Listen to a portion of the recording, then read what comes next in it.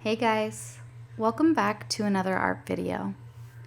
First, I'm just going to share with you a Dutch pour I created, and this was inspired by some color choices I got from you guys by asking you what your favorite color was through my Instagram.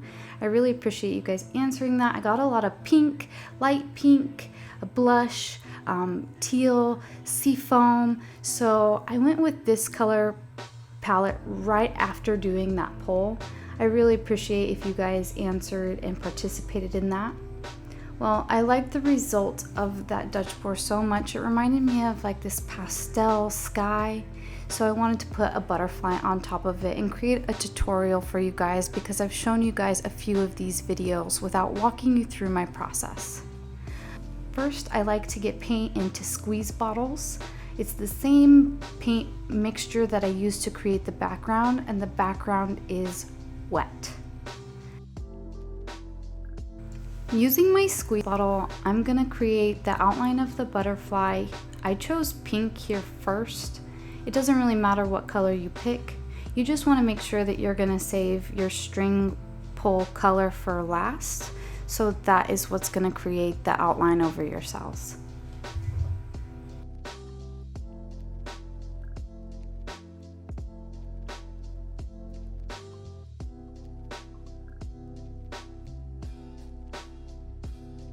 I also have an eyedropper that I like to use for these paintings to suck up the middle of the butterfly to take away any pooling paint. Or in this case, I was pretty particular about the outline of this butterfly. I wanted it to look great from the start because I really liked how this background turned out. So I was using it to fix my mistakes.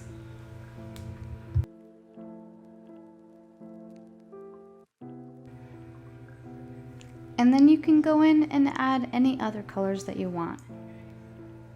I wanted to add a hot pink and blue before I added black on top of this butterfly.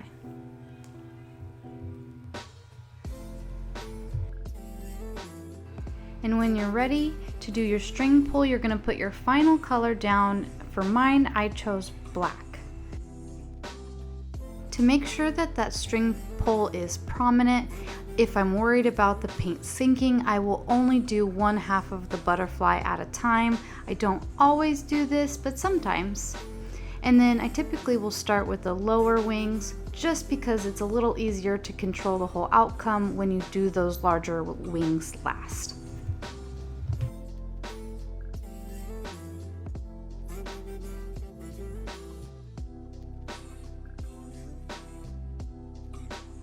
The one tip that I have for the string pulls on these butterflies is to just make sure your string is coming up and out at a center location for all of your wings.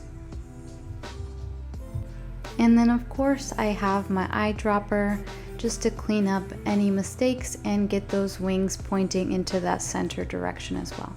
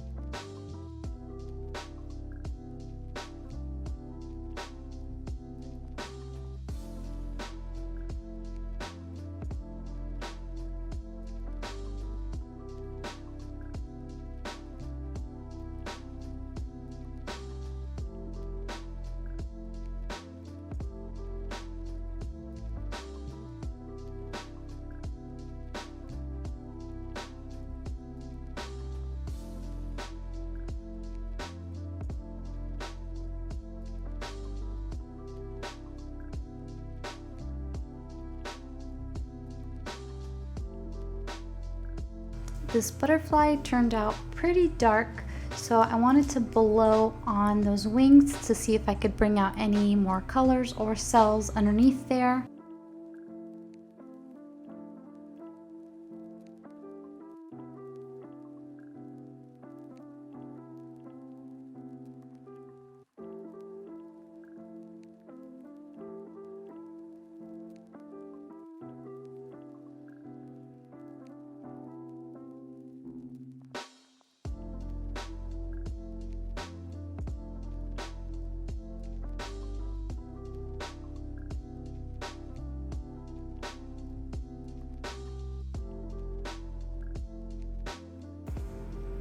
And before we get to the dried results, I'm going to show you guys some wet paint close-ups. I'm just so happy with how this turned out. I hope you guys really enjoyed this video as well. If you did, give it a thumbs up.